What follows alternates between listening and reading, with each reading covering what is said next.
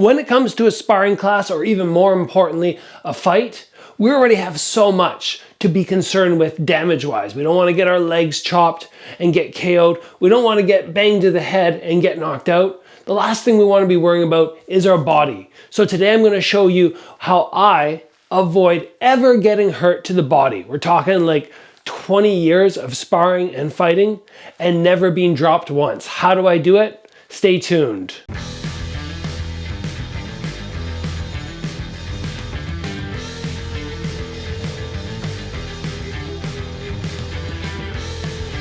So body, it's so important to have this all locked down and to not be really fearful of getting hit, because you are going to get hit. Unless you have the perfect defense, which nobody really does, you're going to take a body shot.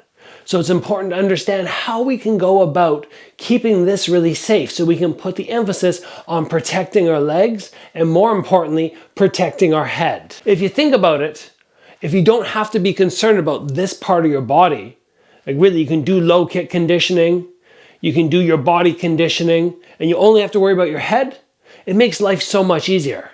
But in terms of going to the gym and just being like, oh, I'm going to take some shots to the body and I'll do some sit-ups, that helps, but it's not enough.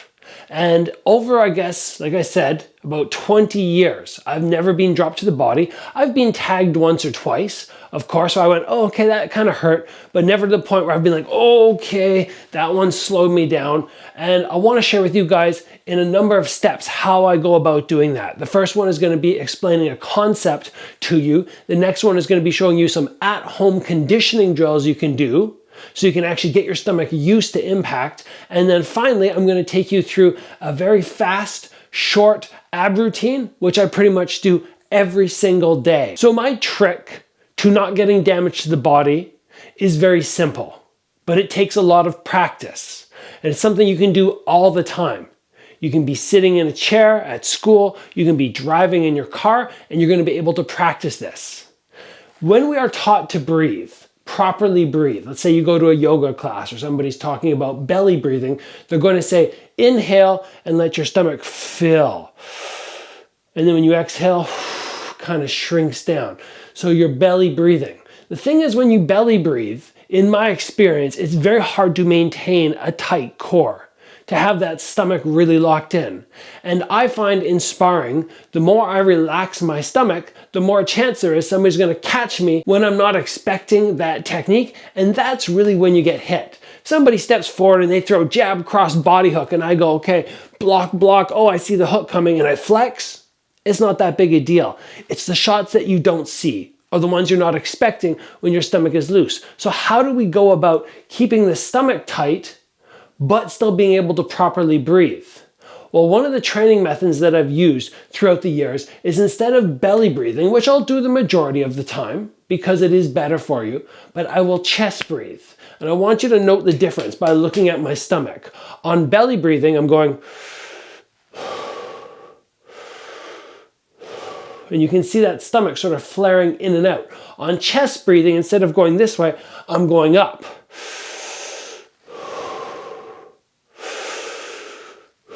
And you should see more of my chest expanding as opposed to my stomach. Now, as I do the chest breathing, I'm able to control that stomach position, but it's hard to do, it's fatiguing to do. And I started doing my running again recently. And because I'd been out of fighting for a while, I just let myself breathe whatever way I wanted, whatever way made running the easiest. But now that I'm getting close to a fight again, I went, you know what I have to do? I have to get back to chest breathing, and I have to practice tightening my stomach. Instead of relaxing my stomach, I have to practice tightening my stomach so that when I'm running, I'm never taking that break, which means now I have to chest breathe. Because as soon as you do belly breathing, your stomach is not as tight as it needs to be. And in those moments when you're sparring and somebody throws a kick and it goes under your guard, if your stomach is about 50% tight, in my experience, you can take that.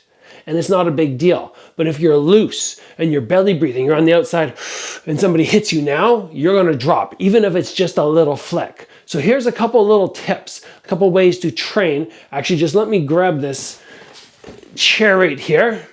Okay.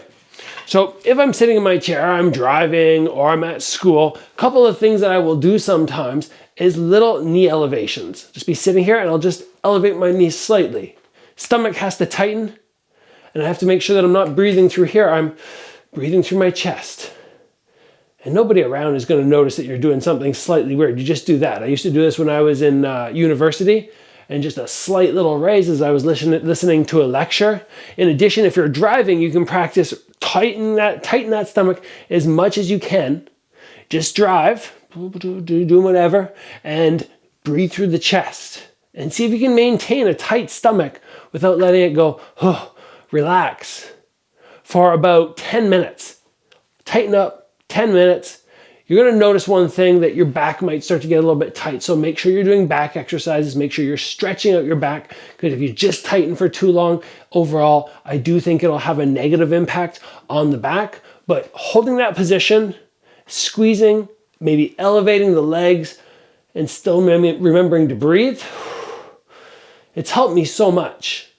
And like I said, in fights, I've never been dropped. In sparring, I've never been dropped to the body. I've had a few times where people have caught me with kicks or punches that I don't see, but because I maintain that tightness of about 50% all the time in a round, nothing can go through and penetrate really deep. Now let's talk a little bit of home conditioning that we can do to make sure that we're actually used to impact, because sure, being able to tighten your stomach is one thing, but if you're not used to that impact, breathing at the correct moment, it's not enough. So one of the things that I like to do occasionally is I'll just, at home, sit down in this position. I'll take my forearms, not necessarily my fists, and I'll just hit my stomach, sometimes with both arms, and I'm going pretty much as hard as I can. I'm not going to do it too much right now because my stomach's going to get all red like a lobster, because I'm so white right now from it being winter for so long, not being outside in the sun, but just, slamming in and learning to breathe and maintain that tight core. That's a drill that you can do at home, which is going to help you so much to get used to that impact. Now, very quickly, let's go through a sit-up routine that I do pretty much every day. Every day, it's fast. It doesn't take, 10 minutes. We're just going to bang this off together. We have 6 exercises. Each one is going to be 20 reps, and you guys can just follow along with this. I've probably posted this on the channel before, but it's an important one to revisit. Now that I'm in training camp, I'm doing this anyway, so I might as well make it my sit-up session right now. We're going to start with knees bent, reaching for the knees, and we're going to do 20 little counts. Fast ones. We don't have to go far, all right? And 1, 2, 3, 4, 5, 6, 7, 8, 9, 10, 10, 9, 8, 7, 6, 5, 4, 3, 2, 1. And now legs up, same thing. 1, 2, 3, 4, 5, 6, 7, 8, 9, 10, 1, 2, 3, 4, 5, 6, 7, 8, 9, 40. The whole time I'm trying to squeeze. I don't relax my stomach as I come down and take a big gulp of air. I just maintain that tightness, which we talked about, do my chest breathing, and just lock everything in. All right, next one's hands to the stomach.